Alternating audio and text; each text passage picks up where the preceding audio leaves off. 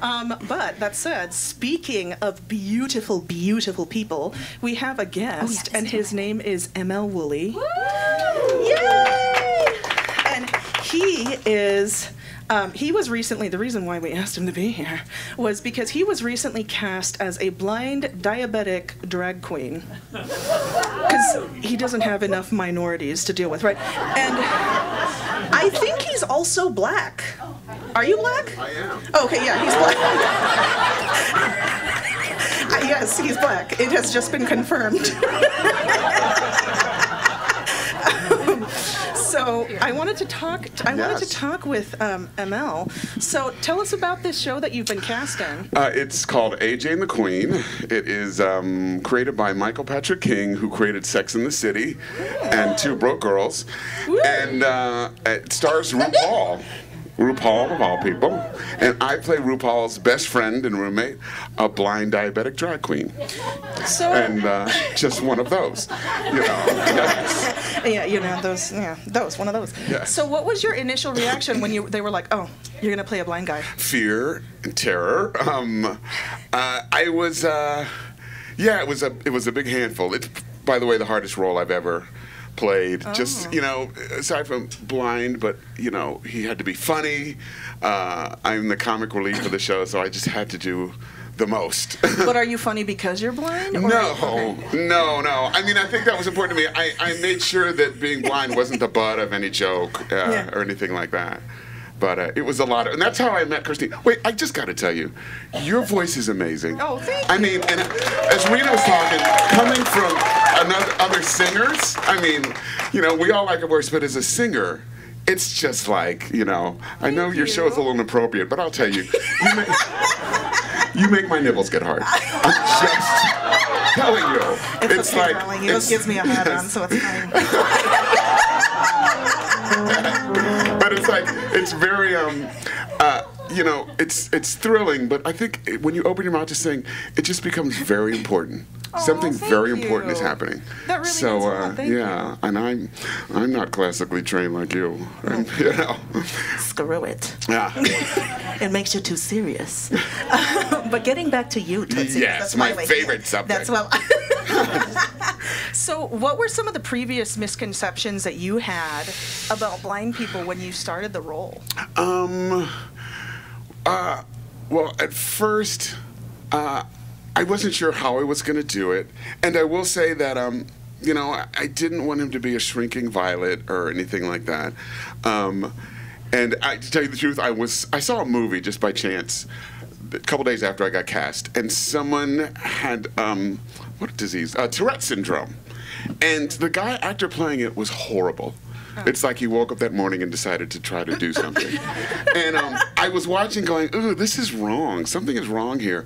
And I left the theater and I ran into 3 friends outside and I was like, did you see the movie? They were like, yes. I said, what'd you think of so-and-so? And all 3 of them were like, he was horrible. Oh, no. And I remember walking down the street right after that saying, I cannot phone this in. I cannot do it half-assed. And it was then I contacted Rena and I said, do you know someone who could help me approach this and tackle this? And that's how Cristina and I met.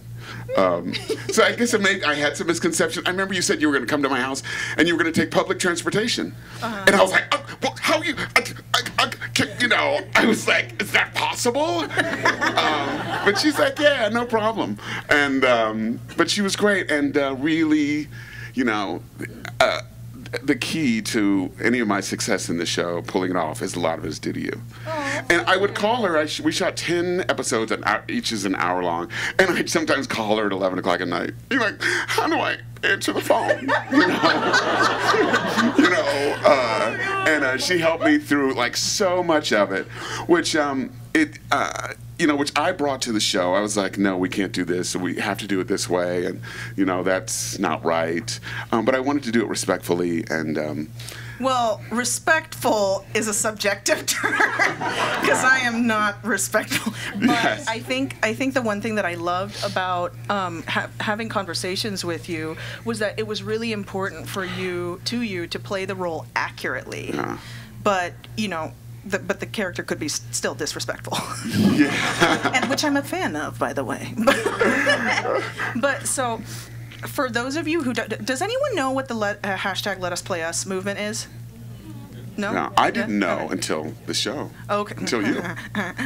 So for those of you who do not know what the hashtag Let Us Play Us thing, it's this whole movement where it's basically just, we're sick and tired, blind people, we're sick and tired of having sighted people take all the roles that we could possibly do. Let us play us, and I get it, to be honest with you. I understand it as a person who is blind and who is in the performing arts and stuff like that. I understand it. But as an artist, from an artistic perspective, I personally I'm fine with being moderate about it. It's like, great, if you can find a blind person to play the role, do it. But if you find a blind person that fits exactly what you want in the role. So, and I think that it's great that, ML is going into this whole war zone knowing about that, because that could be fun. Yes. And I will say that the casting and the creator did a search and put out a nationwide thing looking for a blind person to tackle this character. And I only came into at the end, like the last few weeks before shooting, but they did do a search for a few months prior. So in the wake of the whole hashtag Let Us Play Us thing, yeah. how do you feel? Do you feel like a blind person could actually realistically get on stage or on screen and play any kind of role? Probably better than me. Yes, and I absolutely have. I'm trying to get her on the show, by the way, for next season. Yeah, I have no doubt.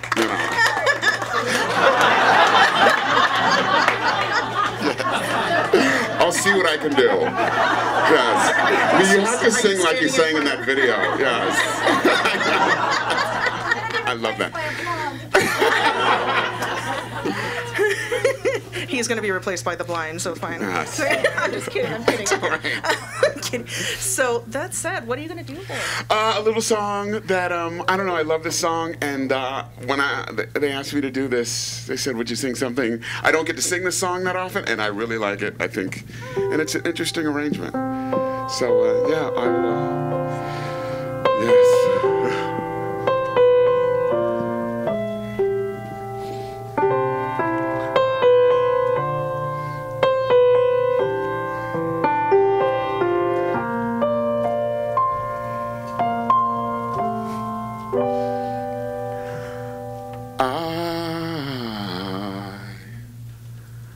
I would not be just a nothing, my head all full of stuffing, my heart all full of pain.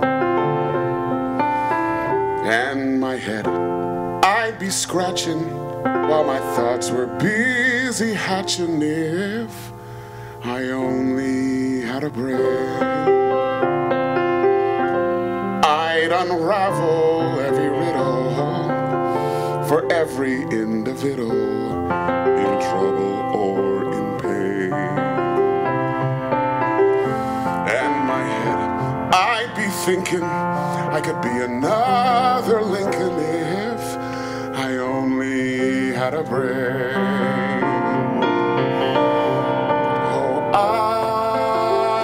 I could tell you why the ocean's near the shore. I would think of things I never thunk before, and then I'd sit and think some more. I would not be just a nothing, my head all full of stuffing, my heart all full of pain. I would dance and be merry, life would be a ding-a-dairy if I only had a brain. Oh, I would tell you why the ocean's near the shore. I'd think of things I never thought before, and then I'd sit and think some more. I would not be just a